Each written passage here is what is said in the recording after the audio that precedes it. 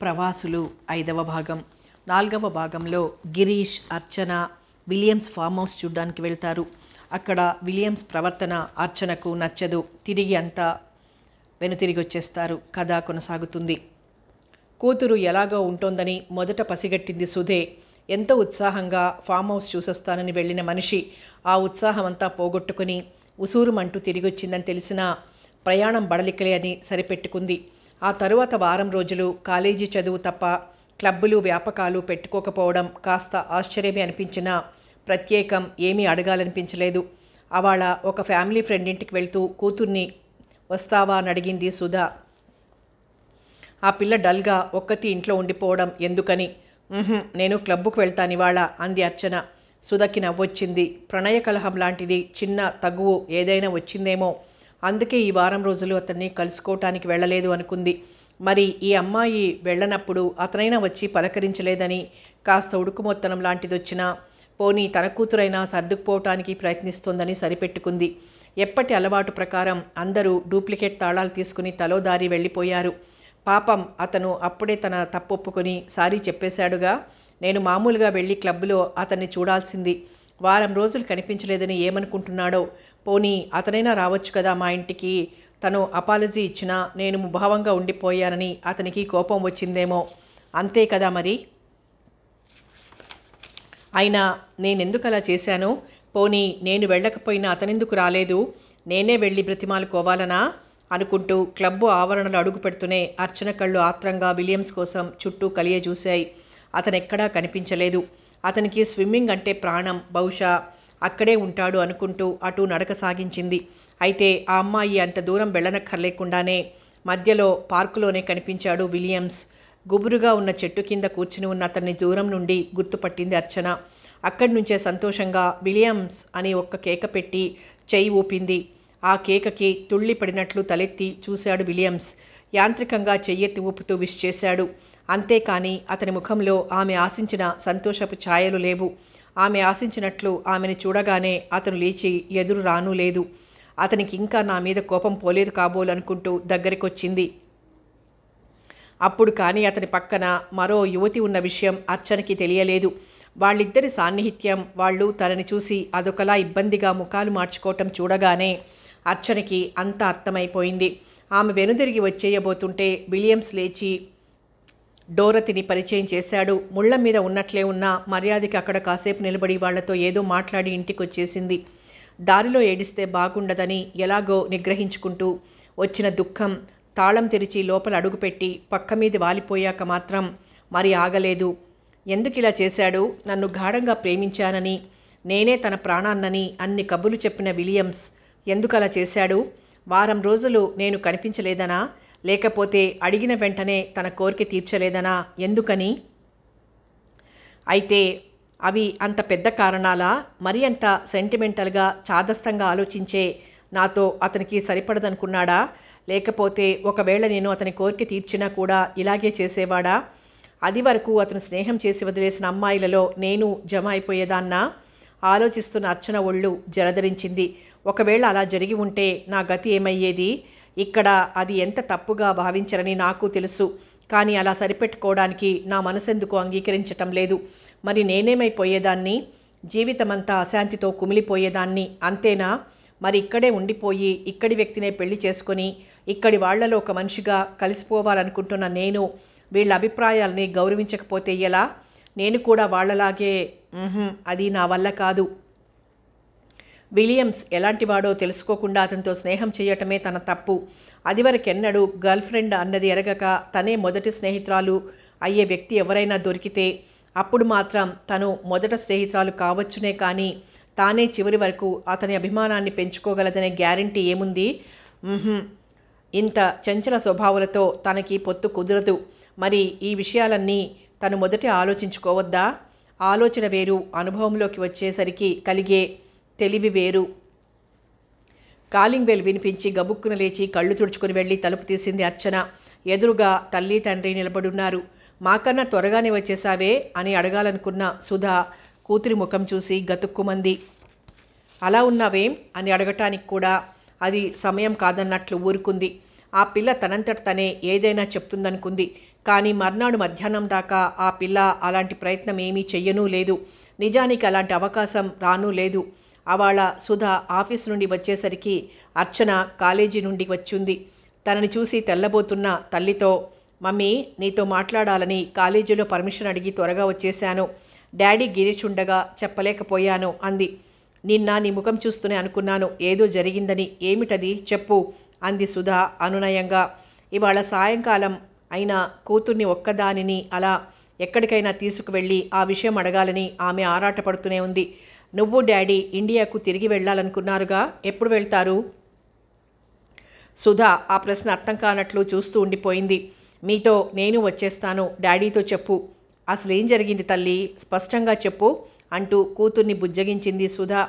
Williams వాళ్ళ ఊరిలో జరిగినది, ఆ తరువాత పార్క్లో అతడు మరో అమ్మాయితో సన్నిహితంగా ఉన్నది అంతా వివరంగా చెప్తుంటేనే అర్చన కళ్ళు నీళ్లతో నిండిపోయాయి. వింటున్న సుధ భయవిఫ్ఫలైనట్లు కళ్ళు వెడల్పు చేసుకుని చూస్తూ ఉండిపోయింది. తరువాత మెల్లిగా అంది, నేను నిన్ను అతనితో వాళ్ళ ఊరు వెళ్ళొద్దని ఎందుకు చెప్పానో ఇప్పుడు అర్థమైందా? ఇక్కడ ఉన్నప్పుడు అలాంటి ప్రమాదం జరగటానికి అవకాశం లేకపోతే పర్వాలేదు. ఇక్కడైతే ఏ పార్క్లోనో క్లబ్లోనో కాస్తసేపు కలుసుకునేవారు. అతనికి సాహసం కలగదు. నువ్వు కూడా అలాంటి దానివైతే తప్పు. కానీ అక్కడ 2 రోజులు అతని ఇంట్లో ఉండటం అంటే ఆ పరిసరాలలో అతనికి ధైర్యం వస్తుంది. పైగా అది వేరే ఊరు. నువ్వు ఒంటరి దానివి. అయినా ఆ గిరీష్కి అసలు బుద్ధి లేదు. కూడా వచ్చినవాడు అందరూ కలిసి ఏదో ప్రోగ్రాం వేసుకోక నిన్ను ఒంటరిగా అతనితో పంపించటమేమిటి? ఆ మాత్రం వివేకం లేనివాడు అసలు నీతో ప్రయాణం అవటం ఎందుకు? పోనీ తల్లి, ఇన్ని సంవత్సరాల నుండి ఇక్కడ ఉంటూ ఇక్కడ నాగరికతని వంటబట్టించుకున్న నువ్వు కూడా ఆ సమయంలో అక్షరాల హిందూ వనితని అనిపించుకున్నావు. అందుకు నాకు ఎంతో సంతోషంగా ఉంది. అయినా ఆ అడవి లాంటి ప్రదేశంలో ఆ ఒంటరితనంలో అతను రాక్షసుడిలా ప్రవర్తిస్తే మాత్రం నీకు దిక్కెవరున్నారు చెప్పు? మనం నమ్మిన దైవం, మన పెద్దలు చేసిన పుణ్యం నీకు అంగరక్షకులుగా నిలబడి నిన్ను కాపాడాయి అనిపిస్తోంది నాకు. నిజంగా మనం ఎంతో అదృష్టవంతులం. చెప్పు మమ్మీ, మీరెప్పుడు వెళ్ళాలనుకుంటున్నారు? మీరు వెళ్ళకపోయినా సరే నేనొక్కదాన్ని వెళ్ళిపోతాను. నాకు ఇక్కడ ఒక్కరోజు కూడా ఉండాలని లేదు. అలాగే మీ డాడీని రాని చెప్తాను, అందరం కలిసే వెళ్ళిపోదాం అని సుధ అంటుంటే అప్పుడే లోపలికి వచ్చిన గిరీష్, మీరంతా వెళ్ళిపోయినా సరే నేనొక్కడిని ఉండిపోతాను అన్నాడు. అతని ఇంటికి వస్తుండగా దారిలో షాప్లో విలియమ్స్ని, డోరత్ని చూశాడు. ఇక్కడికి వస్తూనే ఈ మాటలు విన్నాడు. అతనికి పరిస్థితి అంతా అర్థమైపోయింది. నువ్వెలాగా రావని నాకు తెలుసులే. నీ పెళ్ళి మా కళ్ళతో చూసి వెళ్ళిపోతాం. అదేదో త్వరగా ఏర్పాటు చేసుకోండి అంది సుధ నిర్లిప్తంగా. నాకు తొందరగానే ఉంది. గ్లోరీ ఇంకా వాళ్ల పల్లె నుండి తిరిగి రాలేదు అని చెప్పాలనుకున్న గిరీష్ ఏమీ చెప్పకుండానే ఊరుకున్నాడు. ఓ చెంప చెల్లెలు ప్రేమ భగ్నమైందని ఏడుస్తున్న సమయంలో తన ఆ మాట అనటం బాగుండదని ఊరుకున్నాడు. తరువాత సుధ మధుతో కూడా అన్ని విషయాలు చెప్పింది. ఆ దేశంలో అలాంటివి వినటం అతనికి పరిపాటి అయిపోయింది. అయితే ఇప్పుడు జరిగింది తన కూతురికి కనుక అతను అదివరకులా నిర్వికారంగా ఉండలేకపోయాడు. అతని ఒంట్లో రక్తం పొంగిపోతున్నట్లు, గుండెలు అదిరిపోతున్నట్లు, ఆపాదమస్తకం కంపించిపోతున్నట్లు అనిపించసాగింది. అంతేకాదు, కూతురికి 4 అనునయ వాక్యాలు చెప్పి ఓదార్చాలంటే తన వాక్కు మూగబోయి తను మాట్లాడే శక్తిని కోల్పోయినట్లయింది. అతని పరిస్థితి సుధకి అర్థమైంది. అనునయంగా అతని భుజం మీద చెయ్యి వేసి అంది, మనకే ఇంత బాధగా ఉంది కదా, ఇక అర్చన పరిస్థితి ఎలా ఉంటుందో ఊహించుకోండి. ఈ ఒక్క రోజులోనే దానిలో చిత్రమైన మార్పు వచ్చేసింది. అది వరకు ఎంతో ధైర్యంగా ఉండేదా, ఇప్పుడు ఎదురుపడాలంటేనే భయపడిపోతోంది. మీరు కేక వేస్తారేమోనని. సుధ మాటలు పూర్తి కాకుండానే మధు కూతుర్ని పిలిచాడు. ఎక్కడ తల్లి, అర్చన ఇలారా అని తండ్రి గొంతులోని వాత్సల్యానికి కట్టుబడిపోయిన అర్చన సుడిగాలిలా లోపల నుండి వచ్చి అతని గుండెల మీద వాలిపోయింది. డాడీ, నన్ను క్షమించండి, నేను మీకందరికీ ఎంతో బాధ కలిగించాను అంది. అతను వాత్సల్యంతో ఆ పిల్ల తల నిమురుతూ ఉండిపోయాడు. ఎన్ని వేల మాటలు చెప్పలేని ఓదార్పు, సానుభూతితో, ఒక చల్లని స్పర్శతో లభించినట్లయింది అర్చనకి. క్లబ్ ముందు కారు పార్క్ చేసి గ్లోరీ కోసం చూస్తూ నిలబడ్డాడు గిరీష్. సాధారణంగా అనుకున్న స్థలానికి అనుకున్న సమయానికి 2 నిమిషాలు ముందుగానే వచ్చేది గ్లోరీ.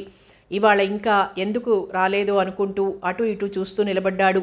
ఇంతలో మరొక కారులోంచి గ్లోరీ మరొక యువకుడితో దిగి లోపలికి వెళ్ళిపోతోంది. గిరీష్ చటుక్కున ముందుకొచ్చి గ్లోరీకి విష్ చేశాడు. గ్లోరీ ఒక్క క్షణం తెల్లబోయినట్లు చూసి అంతలోనే సర్దుకుని తన పక్కనున్న యువకుడిని చూపిస్తూ meet my friend mister Robert అని గిరీష్కి చెప్పి దిస్ ఈజ్ మిస్టర్ గిరీష్ అని చూపించింది. ఇద్దరూ గౌరవ పురస్పరంగా అభిమానంగా కరచాలనం చేసుకున్నారు. ఆ తర్వాత ఒక్క మాట అయినా మాట్లాడకుండా గ్లోరీ లోపలికి వెళ్ళిపోయింది. రాబర్ట్ మాత్రం గిరీష్కి చెప్పి గ్లోరీని అనుసరించాడు. గిరీష్కి మరి లోపలికి వెళ్ళాలనిపించలేదు. ఈనాటి గ్లోరీ ప్రవర్తనకి ఈ రాబర్ట్తో స్నేహానికి సంబంధం ఏమైనా ఉందా అని ఆలోచిస్తుంటే అతనికి అంతా అయోమయంగా అనిపించసాగింది. మరి నిలబడటానికి కూడా శక్తి లేని వాడిలా వెళ్ళి తన కారులో కూర్చున్నాడు. తాను పసిగుడ్డుగా ఉండగా తల్లి తండ్రి ఈ దేశానికి వచ్చారు. అప్పటి నుండి అంటే ఈ 22 సంవత్సరాలుగా తానిక్కడే పెరిగాడు. మధ్యలో 2 మార్లు స్వదేశం వెళ్ళినా అక్కడ ఉన్నది అంతా కలిపి 6 నెలలు లేదు. ఆ కొన్నాళ్ళు కూడా తల్లిదండ్రుల బలవంతం మీద ఉండాల్సి వచ్చిందే కానీ తనకి చెల్లెలికి కూడా భారతదేశపు నాగరికత, అక్కడి అలవాట్లు పద్ధతులు ఏవీ కాస్త కూడా నచ్చలేదు. అక్కడ ఉన్నన్నాళ్ళు ముళ్ళ మీద ఉన్నట్లే ఉండేది. అసలు తమ దేశం, తమ మాతృభూమి భారతదేశం కాదు, ఈ అమెరికాయే అనుకోవటం తమకెంతో ఆనందంగా ఉండేది. ఇక్కడి వాళ్ళ ఆచారాలు పద్ధతులు అన్నీ తమకి ఆదర్శప్రాయంగా కనిపించేవి. భార్యాభర్తల అనుబంధానికి వివాహ బంధానికి వీళ్ళు అంత ప్రాధాన్యం ఇవ్వకపోవటం కూడా ఆ నాగరికతలో ఒక భాగమే అనిపించేది. అందుచేతనే తల్లిదండ్రులకి అంతగా ఇష్టం లేకపోయినా ఇక్కడి ప్రజలతో కలిసిపోవాలని, ఇక్కడి నాగరికతని తమ స్వంతం చేసుకోవాలని ఇక్కడ ప్రేమ వ్యవహారం సాగించాడు. వీళ్ల పద్ధతులు అలవాట్లు తనకి తెలిసినవే అయినా గ్లోరీ వాళ్ళందరిలాంటి అమ్మాయి కాదని, తనని మధ్యలో వదిలేసి మరొకరి మీద మమత ఏర్పరచుకుంటుందని అనుకోలేకపోయాడు. ఇప్పుడైనా తాను కళ్ళతో చూసిన విషయం కూడా సత్యంగా అంగీకరించటానికి అతని మనసు ఎదురు తిరుగుతోంది. ఏమైనా సరే గ్లోరీతో మాట్లాడాలి, ఆమె మనస్సులో మాట ఆమె నోటనే వినాలి అని నిశ్చయించుకున్నాడు. ఆమె ఇంట్లో ఉండే వేళలు అతనికి తెలిసినవే కనుక ఆమెను అక్కడే పట్టుకుని ఇద్దరూ కలిసి ఎక్కడికైనా వెళ్ళి మాట్లాడుకోవాలనుకున్నాడు. మర్నాడు అతను వెళ్లేసరికి గ్లోరీ ఇంట్లోంచి బయలుదేరి ఎక్కడికో వెళ్ళిపోబోతోంది. గిరీష్ని ఆ సమయంలో అక్కడ చూసి ముఖం చిట్లించుకుంది. మాట్లాడటానికి కూడా టైం లేదన్నట్టు ప్రవర్తించసాగింది.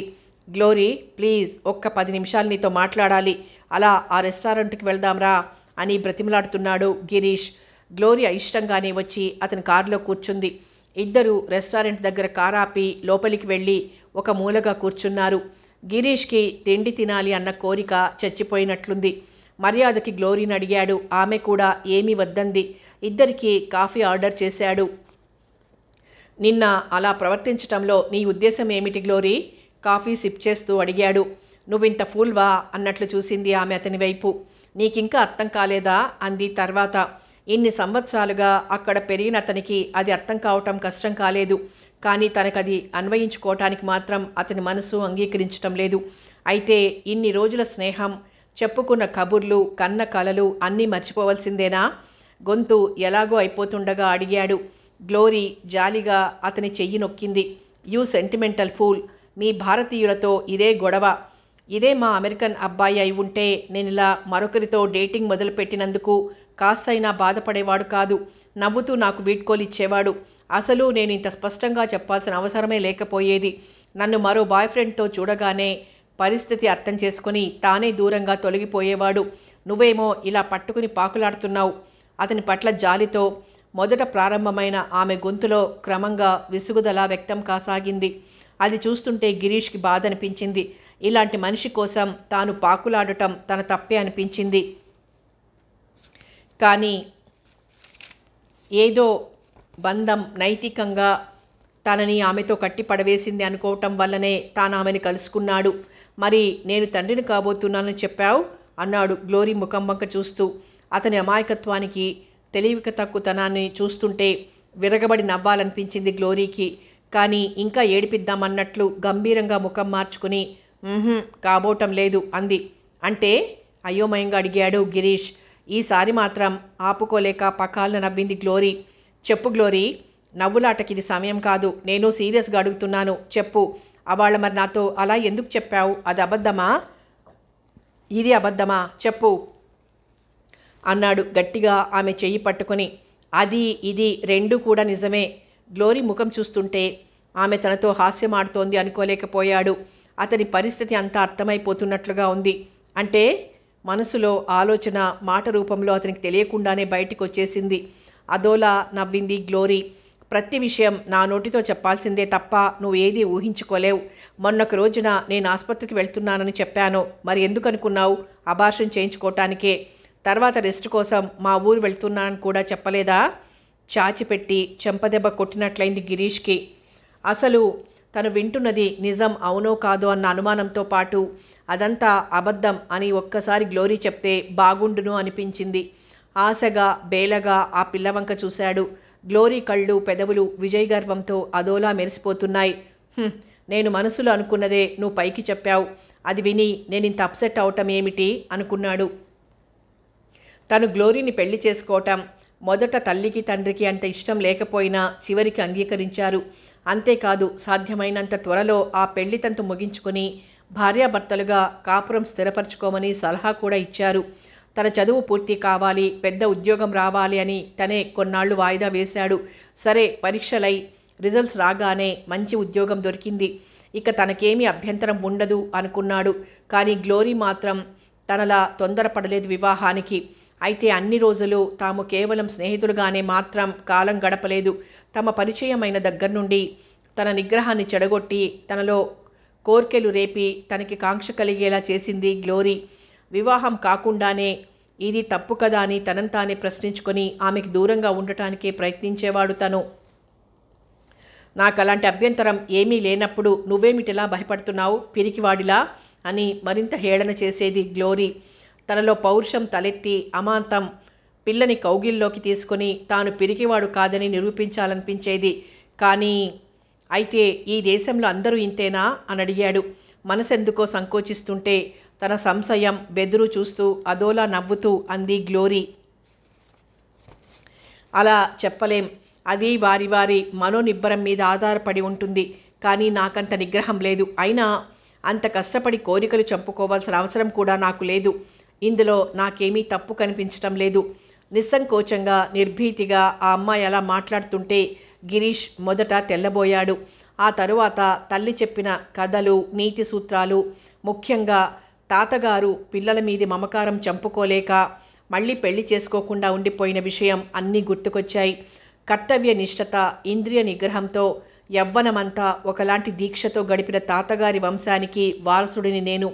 ఆయన రక్తమే నాలోనూ ప్రవహిస్తోంది. ఆయనంత ఉన్నతమైన జీవితం గడపలేకపోయినా కనీసం పెళ్ళయ్యేదాకానైనా నిగ్రహంగా ఉండలేనా అని తనకు తానే ప్రశ్నించుకున్నాడు. దానికి సమాధానం దొరకకముందే అతనిలోని పౌరుషం ఒక్కసారి విజృంభించింది. అది ఏనాటి మాటో, ఏ దేశం విషయమో ఇక్కడ ఈ దేశంలో ఇప్పుడు నాకు వర్తించదు. కోరి వచ్చిన అతివని అనుభవించలేనివాడు మూర్ఖుడు, పిరికివాడు అంటుందిక్కడి ప్రజ. అయినా ఆడపిల్లకి లేని అభ్యంతరం నాకేమిటి అనుకున్నాడు. అలా కొన్ని రోజులు గడిచాయి. చివరికి ఒకనాడు గ్లోరీ చెప్పింది, గుడ్ న్యూస్, నువ్వు తండ్రివి కాబోతున్నావు అని. మొదట తన చెవులను తాను నమ్మలేకపోయాడు. గ్లోరీ తనతో హాస్యమాడటం లేదు కదా అనిపించింది. కానీ అది నిజం అని తనకి అనిపించాక గ్లోరీ అంటే అదివరకటి కంటే ప్రేమ అధికమైంది. మాతృమూర్తి కాబోతున్న ఆమె అంటే ఒకలాంటి గౌరవం కలగసాగింది. అయితే మొదట తనకెంతో సిగ్గు వేసింది. ఈ వార్త ఇంట్లో ఎలా చెప్పటమా అని బిడియంతో ముడుచుకుపోయాడు. కానీ అంతలోనే తనకి తనే సర్ది చెప్పుకున్నాడు. ఎలాగూ నేను ఆమెని పెళ్లి చేసుకోబోతున్నాను కదా అని. ఇంకా భయం ఎందుకు అని తనకి తానే ధైర్యం చెప్పుకున్నాడు. అయినా ఇంట్లో మాత్రం చెప్పలేదు. ఎలాగో సాధ్యమైనంత త్వరలో పెళ్లి చేసేసుకుంటే సరి. ఒకవేళ ఈలోగానే తెలిసినా తనని ఎవ్వరూ ఏమీ అనరు అనుకున్నాడు. అయితే తాను పెళ్లికి తొందరపడ్డాడే కానీ గ్లోరీకి అలాంటి కంగారేం లేకపోయింది. ఇంతలో ఆమెకి జబ్బు చేయటం, తన ఎదురుగా మరో మనిషి ఉన్న సంగతి మరిచి పరధ్యానంలో ఉనిగిపోయిన అతనిని కుదిపి, నేను వెళ్ళాలి, కావలిస్తే నువ్వు మరి కాసేపు ఇక్కడే కూర్చో అని గుడ్ బై చెప్పి వెళ్ళిపోయింది గ్లోరీ. అలా వెళ్ళిపోతున్న గ్లోరీ వంక చూస్తుంటే ఆమె మనిషి కాదని, ఒక హంతకి అని అనిపించసాగింది. తక్షణం లేచి వెళ్ళి ఆమె పీక పిసికి వెయ్యాలి, తన కసి తీర్చుకోవాలి అన్నంత ఆవేశం కలిగింది. కానీ నిగ్రహించుకున్నాడు. గ్లోరీని శిక్షించటానికి తనకేం అధికారం ఉంది? తనేం ఆమెని పెళ్లి చేసుకున్న భర్త? ఒకవేళ భర్త అయినా కూడా ఆమెని శిక్షించగలిగే అధికారం తనకి ఉండదేమో. నేను చేసిన పని నీకు నచ్చకపోతే మనిద్దరం విడిపోదాం, అంతేకాని నా మీద అధికారం చెలాయిస్తే నేను పడను అంటుందేమో. మనసంతా అల్లకల్లోలంగా బట్టీలో వేసిన సున్నంలా కుతకుత ఉడికిపోతుంటే ఇంటికైనా వెళ్లాలనిపించక తిన్నగా పార్కుకు వెళ్ళి పచ్చికలో చతికిలబడ్డాడు. ఒక్కసారి ఆత్మపరిశీలన చేసుకోవటం మొదలుపెట్టాడు. గ్లోరీ చెప్పినట్లే నేను ఒట్టి సెంటిమెంటల్ ఫుల్ని, స్టూపిడ్ని. లేకపోతే ఏమిటిది? నేను కంటితోనైనా చూడని, అసలు పూర్తిగా ప్రాణమైనా పోసుకొని బిడ్డ కోసం ఇంత బాధపడటం ఏమిటి? ఇలాంటి అశాంతితో మగ్గిపోవటం ఏమిటి? అంతేనా?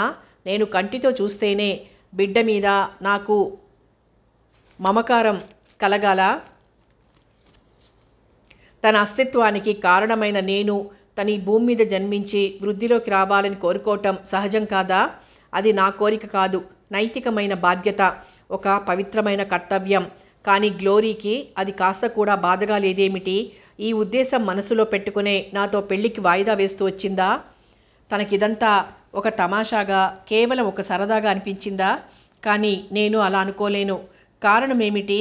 బహుశా అది నాలో, నా రక్తంలో జీర్ణించుకుపోయిన నైతిక ధర్మాల పవిత్ర భావమా? నేను పుట్టిన గడ్డ, నేను తొలిసారిగా ఊపిరి పీల్చుకున్న గాలి నాలో ఆ కర్తవ్య నిష్టని నాకు తెలియకుండానే నిక్షిప్తం చేశాయా? భావనా లోకంలో తల్లీనం అయిపోయిన గిరీష్కి అతనికి తెలియకుండానే ఒకలాంటి శాంతి కలగసాగింది. అనిర్వచనీయమైన సుఖానుభూతితో అతని మనస్సు పులకించిపోయింది. ఈ దేశవాసుల అలవాట్లు, పద్ధతులు సరైనవి కావు. నా దేశ ప్రజలు నడిచే బాటే సరైందని చెప్పే అధికారం నాకు లేదు. కానీ నేను ఇక్కడి వారితో కలిసి బ్రతకలేను.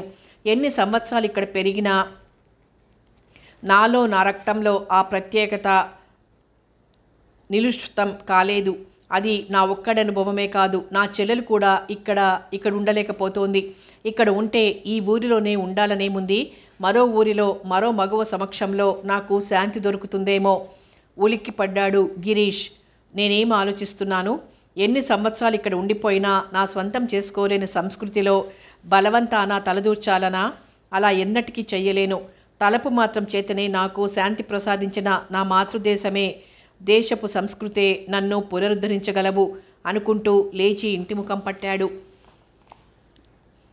పట్టుమని 10 రోజులైనా గడవకుండానే గిరీష్ నోట ఆ మాట వినటం మధుకి చాలా ఆశ్చర్యం అనిపించింది. ఏదో జరుగుంటుంది అనుకున్నాడు. చివరికి కొడుకుని దగ్గర కూర్చోబెట్టుకుని అడిగాడు. గిరీష్ మొదట కొద్దిగా సంకోచించిన చివరికి ఏది దాచకుండా అంతా చెప్పేశాడు. మధుకి అదేమంత చిత్రం అనిపించలేదు. కానీ తన పిల్లలిద్దరికీ ఇంత చిన్నతనంలో ఇలాంటి ఎదురుదెబ్బ తగలటం అతనికి బాధగానే ఉంది.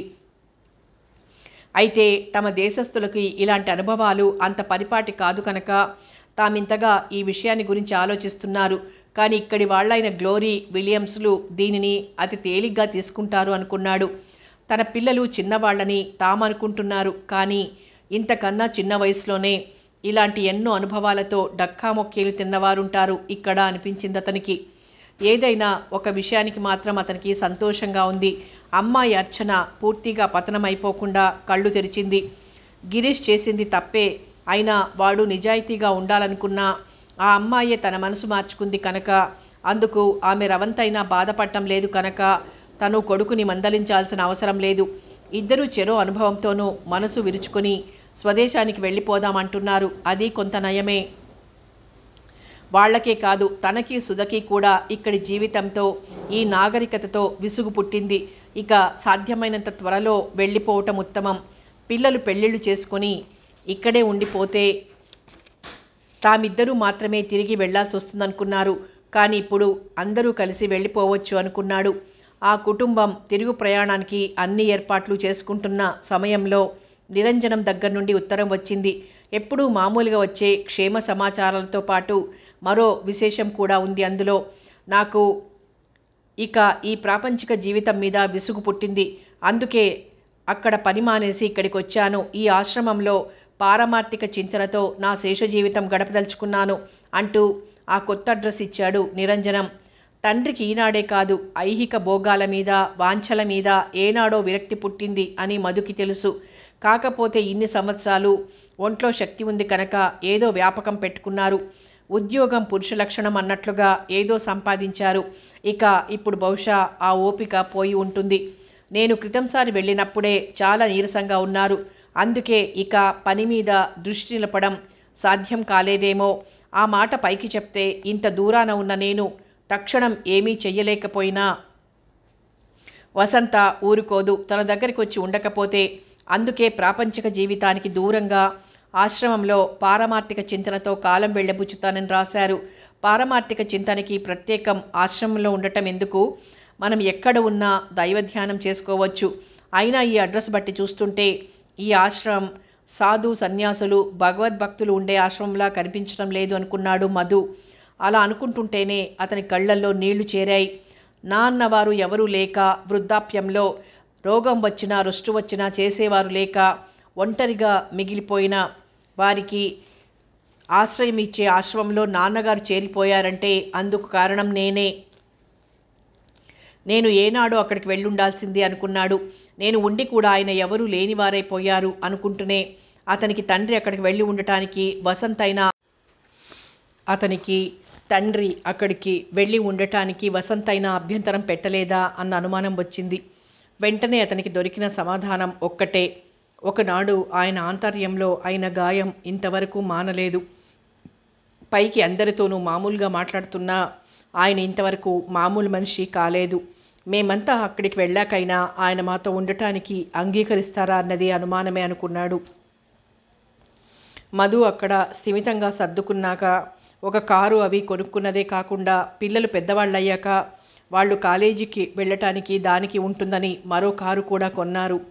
కాలేజీ టైం అయిపోయాక బయట తిరగటానికి గిరీషే దానిని ఎక్కువగా వాడుకుంటాడని, తనకి కూడా మరొక కారు కావాలని కొన్నాళ్లుగా అర్చన పేచీ పెడుతున్నా మధు సుధా నవ్వేసి ఊరుకున్నారే కానీ దాన్ని పట్టించుకోలేదు. ఇప్పుడు అందరూ ఏకంగా ఆ దేశం వదిలే వచ్చేయాలనుకుంటున్నారు కనుక అక్కడ అంతవరకు తాము చేర్చిపెట్టిన సామాను అది ఏం చేయాలి అనే ప్రశ్న వచ్చింది. ఇప్పుడు మనం వాడుకుంటున్న కారు కొత్త మోడల్ కనుక అది ఎలాగో ఇండియాకి తీసుకుపోదాం. గిరీష్ది కాస్త పాత మోడల్. ఆ కారు, ఇల్లు, ఫర్నిచర్ అంతా అమ్మేద్దాం అంది సుధా. ఐడియా బాగానే ఉందనుకో, కానీ నీకు తెలియదా, ఇక్కడ రోజు రోజుకి ఫ్యాషన్లు మారిపోతుంటాయి. సరికొత్త మోడల్లో అవాళే ఫ్యాక్టరీ నుండి విడుదలై వచ్చిన వస్తువులని షాపువాడు ఇన్స్టాల్మెంట్ బేసిస్ మీద అమ్ముతుంటే వాటిని కాదని మన పాత మోడల్ ఎవరు కొంటారు? అందులోనూ మనకి వాటి ధరంతా మొత్తంగా ఒక్కసారే ఇవ్వాలి కూడా అన్నాడు మధు. పోనీ ఏదో ఒక ధరకి ఇల్లు ఒకటి అమ్మేద్దాం. ఇంటికైతే పాత మోడల్ అన్న గునుపు అంతగా ఉండదు. మిగిలిన సామానంతా మనతో తీసుకుపోదాం. మనవి 4 టికెట్లు కదా, ఎలాగో కొంత లగేజీ పర్మిషన్ ఉంటుంది. 4 లగేజీలో అవి తీసుకుపోవచ్చు. ఇంకా నయం, మన 4కి వాళ్ళు అలాట్ చేసే లగేజీ ఇప్పుడు మన ఇంట్లో ఉన్న దాంట్లో సగం కూడా ఉండదు. ఇప్పటికీ అన్ని ప్యాకింగ్కి, ట్రాన్స్పోర్ట్కి ఎంత అవుతుందో నీకు తెలియదు. మన దగ్గరున్న అదనపు లగేజీకి అక్కడ ఇండియాలో మనం కట్టాల్సిన కస్టమ్స్తోనే బోలెడు సామాను అక్కడే కొనుక్కోవచ్చు. మీరన్నీ అలాగే చెప్తారు. అమెరికా నుండి ఎవరు ఏ వస్తువు తెచ్చుకోవటం లేదా? సరదాకి 1-2 వస్తువులైతే పర్వాలేదు. ఇంట్లో ఉన్న మొత్తం సామాను తీసుకువెళ్తానంటున్నావని చెప్తున్నాను. అంతేకాదు, మరో ఇబ్బంది కూడా ఉంది. కొన్ని వస్తువులు మనం ఇక్కడ వాడుకోవటానికి పనికొస్తాయేమో కానీ మన దేశం తీసుకువెళ్తే ఎందుకు పనికిరావు. మనం అది వరకు వెళ్ళినప్పుడు వసుకి ఒకసారి గ్రైండరు, మరోసారి టేప్ రికార్డర్ తీసుకువెళ్ళాం, జ్ఞాపకం ఉందా? అయితే అది ఇప్పుడు పిల్లల బొమ్మల కొలువులో పెట్టుకోవటానికి తప్ప మరెందుకు పనికిరావటం లేదట. మీరు చెప్పేది మరీ బాగుంది. ఏ వస్తువైనా ఎప్పటికీ పాడు కాకుండా పనిచేస్తుందా? చెయ్యదు, కానీ దానిని బాగు చేయించుకునే అవకాశం ఉంటుంది. ఆ గ్రైండర్లో కాయిల్స్ కాలిపోయాయట. ఇండియన్ మేడ్ అయి ఉంటే ఆ కాయిల్స్ అక్కడే దొరికేవి. అది ఫారిన్ మేడ్. ఈ కాయిల్స్ ఇక్కడ దొరకవు. మీరు ఫారిన్ నుండి తప్పించుకోవాల్సిందే అన్నాడట. అలాగే ఆ టేప్ రికార్డర్ పార్ట్స్ కూడా అక్కడ దొరకలేదట. పాపం వసు మనకు 1-2 సార్లు ఉత్తరం కూడా రాసింది అది పంపించమని. కానీ ప్రత్యేక పోస్ట్లో పంపించడానికి మనకి శ్రద్ధ లేకపోయింది. మనం ఉండి కూడా ఇక్కడి నుండి ఆ పార్ట్స్ పంపించలేకపోయాం కదా. ఇక మనం అక్కడికి వెళ్ళాక మనకు కావాల్సింది ఎవరు పంపిస్తారు చెప్పు? ఏదో ఒక దానికి చాలా భాగం ఇక్కడే అమ్మేస్తే తీరిపోతుంది అన్నాడతను. సుధా ఇక ఏమీ మాట్లాడలేదు. అందరూ తమకిష్టమైన వస్తువులు కొన్ని తీసుకువెళ్ళటానికి, మిగిలినవి అక్కడే అమ్మయ్యటానికి నిర్ణయించుకున్నారు. సాయంకాలం కావస్తోంది. ఆశ్రమం ఆవరణలో ఉన్న వృక్షాల మీద పక్షుల కలకలం ఒక్కోసారి వినసొంపుగాను, మరోసారి విసుగు గొల్పేదిగాను ఉంటోంది. ఆ రణగుణ ధ్వని వింటూ పక్షులన్నీ గూళ్ళు చేరుకుంటున్నాయి కాబోలు అనుకున్నాడు నిరంజనం. అతను ఒక మామిడి చెట్టు కింద కుర్చీ వేసుకొని చేతిలో భగవద్గీత పట్టుకొని కూర్చున్నాడు. అస్తమిస్తున్న సూర్యుని ఎర్రటి కిరణాలు ఆ వృక్షపు పచ్చటి ఆకుల మీద పడి వింతగా మెరుస్తుంటే అటే చూస్తూ పక్షుల కిలకిలా రావాలు వింటూ ఒకలాంటి తన్మయత్వంలో ఉన్న అతనికి గేటు ముందు టాక్సీ దిగి గేటు తెరుచుకుని లోపలికి వస్తున్న వ్యక్తుల సవ్వడి తెలియలేదు. హఠాత్తుగా తన పాదాలకు ఎవరో నమస్కారం చేసినట్లయి తుళ్ళిపడి చటుక్కున ఇటు తిరిగి చూశాడు. ఎదురుగా కొడుకు కోడలు. అతను సంభ్రమంగా లేచి నిలబడబోయేంతలో మరో ఇద్దరు అతని పాదాలకి నమస్కారం చేశారు. హఠాత్తుగా వాళ్ళని చూస్తే నిరంజనం గుర్తుపట్టలేకపోయేవాడేమో, కానీ ఇప్పుడు ఆ ఇబ్బంది లేకపోయింది. గిరీష్ అర్చన కదూ, చాలా పెద్దవాళ్ళైపోయారు అంటూ ఆదరంగా వాళ్ళిద్దరినీ లేవదీసి అక్కున చేర్చుకున్నాడు. ఉత్తరమైన రాయకుండా వచ్చారేమిటి అని అతను కొడుకుని అడుగుతుంటే, మీకు సర్ప్రైజ్ ఇవ్వాలని అన్నాడు గిరీష్. నిరంజనం వాడి వెన్ను నిమురుతూ గలగలా నవ్వాడు. అందరూ ఆ నవ్వులో శృతి కలిపారు. ఇక్కడ కూర్చోటానికి ఏం లేదు, పదండి గదిలో కూర్చొని మాట్లాడుకుందాం అని అతను అంటుంటే, గదిలోకి వెళ్ళాక కబుర్లు కాదు, మీరు సామానంతా సర్దుకుని ప్రయాణం అవ్వాలి. అఫ్కోర్స్ మేము సాయం చేస్తాం మీ సామాను సర్దటానికి అంది అర్చన. నిరంజనానికి ఆ మాటల్లో ఒక్క అక్షరమైన అర్థం కాలేదని అతని ముఖం చూస్తే ఎవరికైనా తెలిసిపోతుంది. అందుకే అన్నాడు మధు, అవును నాన్నగారు, మేము అక్కడ మకాం ఎత్తిపెట్టి ఏకంగా తిరిగి వచ్చేసాం. అందరం మన ఇంటికి వెళ్ళిపోదాం. అక్కడ మన ఇంట్లో అద్దెకున్న వాళ్ళు ఇల్లు ఖాళీ చేసి ఇచ్చిందాకా మరెక్కడైనా ఉందాం. నాకు అక్కడే ఏదైనా ఉద్యోగం దొరికితే సరే, లేకపోతే సొంతంగానే ఏదైనా చూసుకుందాం అనుకుంటున్నాను. అందరం కలిసి అక్కడే ఉందాం.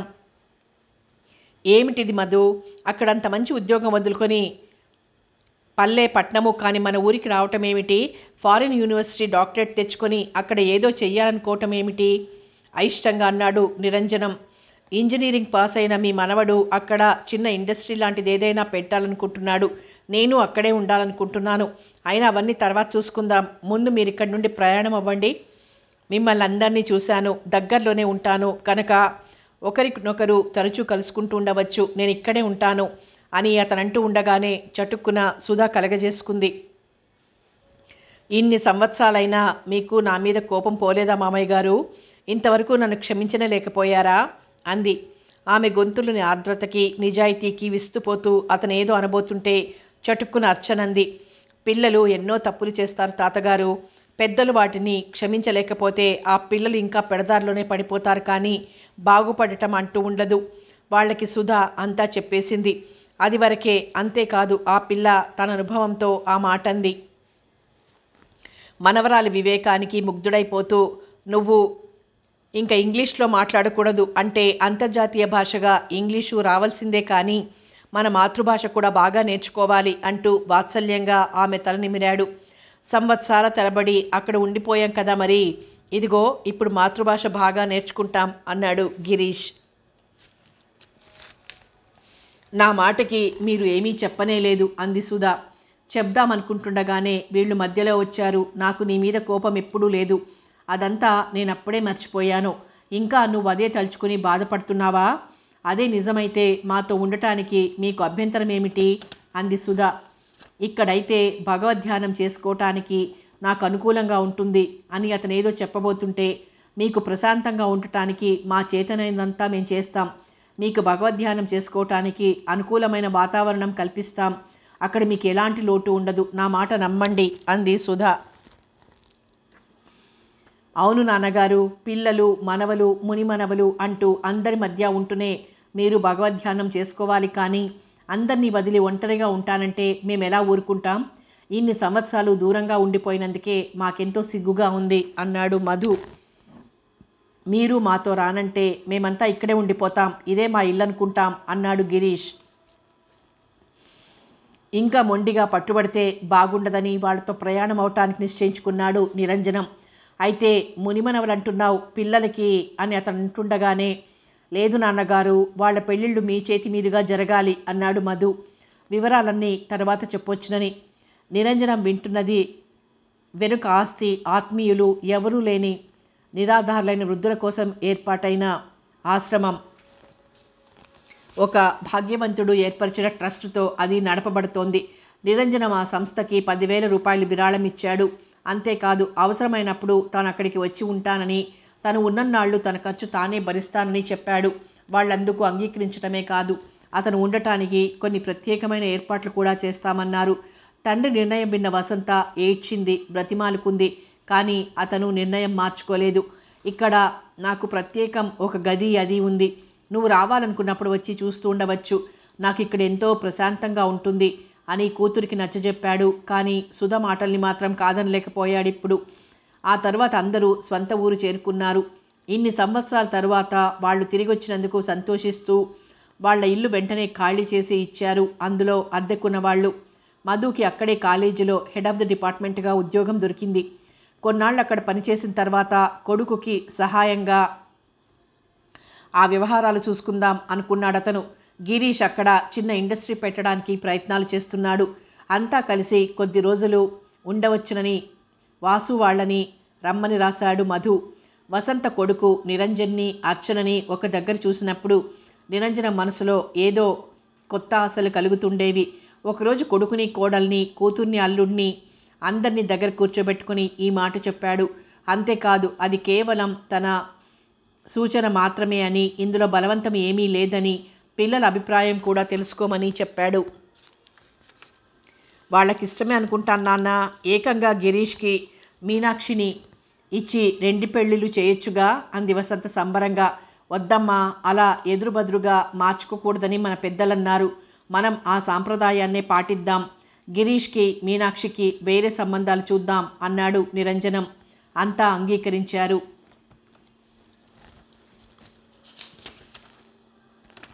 సమాప్తం. ప్రవాసులు నవల సమాప్తం. మరో మంచి నవలతో మళ్ళీ కలుసుకుందాం.